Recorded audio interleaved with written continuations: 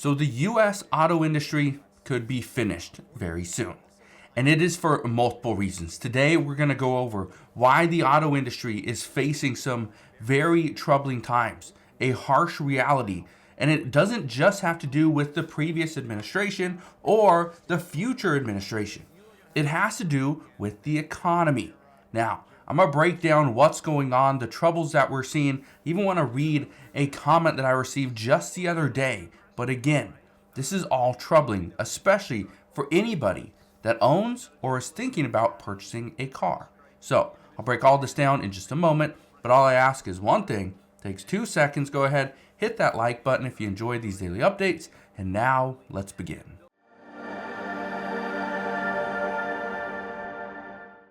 So yes, the auto industry is changing, but I want to show you this. It says Donald Trump wins presidency, creating new round of uncertainty for the automotive industry. Now, here's what we do know. Donald Trump is going to try to pull more oil out of the ground, try to make the United States a little more self-sufficient, which means he's going to go more towards gas-powered vehicles than electric. However, Elon Musk was a very big contributor to Donald Trump's campaign. So he probably owes him there as well, which means there's going to be a push for electric vehicles as well. Now, here's where things get interesting. Look what's happening. Sumitomo Rubber is closing a Western New York tire plant and cutting 1,550 jobs. Now, this is actually pretty big. I want to read a little bit of this to you. It says the Japan-based company said attempts to control costs along with investments in the aging facility had failed to offset mounting financial losses. It says the plant closure is primarily due to overall facility performance within the increasingly competitive international tire market. This difficult decision follows a multi-year analysis of the company's financial situation and general market conditions. Keep in mind, this is not just a U.S. problem. This is an international problem. We are seeing so many issues in the automotive industry. Now, I want to show you this one as well. Look at this. It says Stellantis to lay off 1,100 workers indefinitely. It says the plant manufactures the Jeep Gladiator, Jeep Wrangler, and Jeep Wrangler 4xe vehicles. Now, they're going to lay off 1,100 workers. That's going to hurt, but again, it's just the start. This has been going on for some time. Look at this one. It says Stellantis cuts 400 more jobs, this time at Detroit Logistics Facility. Stellantis makes a lot of vehicles, okay? And with them cutting jobs, this is just a sign that we are going to see less production. But less production doesn't come first, okay? Consumer demand, okay, that comes first, then production. Let me read you this comment. A person wrote to me the other day and said this, and I quote, "The auto industry is finished. I have been in the industry for 20 plus years, and we have never seen it this bad. Consumers aren't buying. They're either waiting for rates to come down, or they keep getting denied because of the monthly payments. We are seeing lots of years of backed up inventory still sitting. Plants are shutting down because they see the demand has decreased, and car insurance itself has hindered car ownership." Now, I want to share a few things with you. First off, this person is saying that consumers are waiting for rates to come down. Now, I've talked to many people here on YouTube, friends of mine as well, and they all say the same thing. I'm not going to buy a car if my interest rate is going to be 12%. I just don't want it. Even if it's 9%, I don't want it. Okay? Unless it comes down to the 6 to 7% range, I just don't want the car. And they don't want to buy a new car. They want to buy a used car. Okay. Here's the other issue. Many U.S. consumers right now have too much credit card debt. Their debt to credit ratio is too high, which is hurting their credit scores, which is pushing them into a higher interest rate. That's a problem, but it's likely not going to be resolved anytime soon.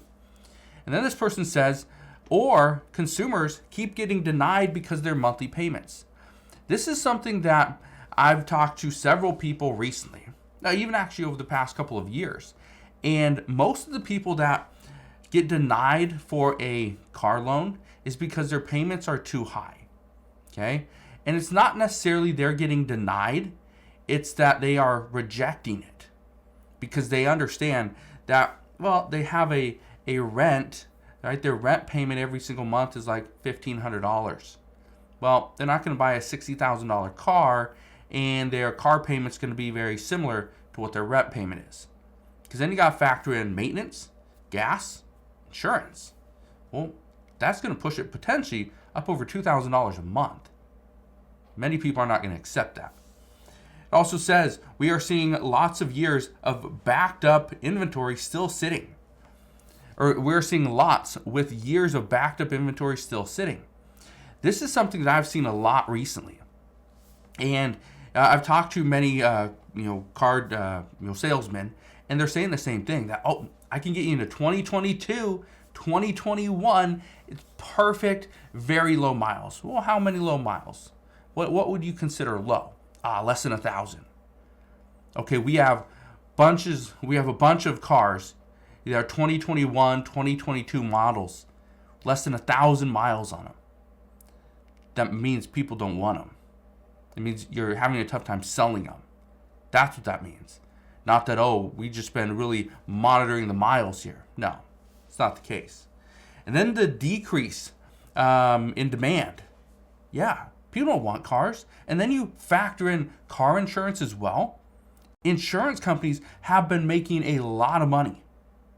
This is one of the things that's hurting the U.S. automotive industry, is insurance companies are realizing it's becoming more expensive to insure cars because if they get damaged, okay? If they get damaged, how easy it is it to get the parts here? How cheap is it? Especially if we are pretty much reliant on other countries, relying on Europe to send us the parts. And then if we see a port shutdown, what happens then? So this is why I'm bringing this to your attention, though. If the automotive industry is feeling the pain, we're seeing layoffs, not just at the dealerships, but at the manufacturing plants, okay, at the logistics centers, right? Tire companies are shutting down. Yeah. I had a friend who worked for AutoZone for years. I've never known him working anywhere else. This is the only place I've ever seen him. He's worked there for years. He was let go about 4 months ago because they don't have as many people coming in. They just don't. And so that is part of the issue. We're seeing more struggles, but these struggles are now starting to accelerate. We're starting to see the issues. The cracks, they're now visible. And that has many people extremely worried. So we're going to see what happens moving forward, but what we know right now is the U.S. automotive industry is struggling. And is it finished? In my opinion, no. But it's going to have a tough time bouncing back. So we'll see, but that is what we know as of today. So again, thank you guys for watching. Consider subscribing, and I'll see you guys on the next one.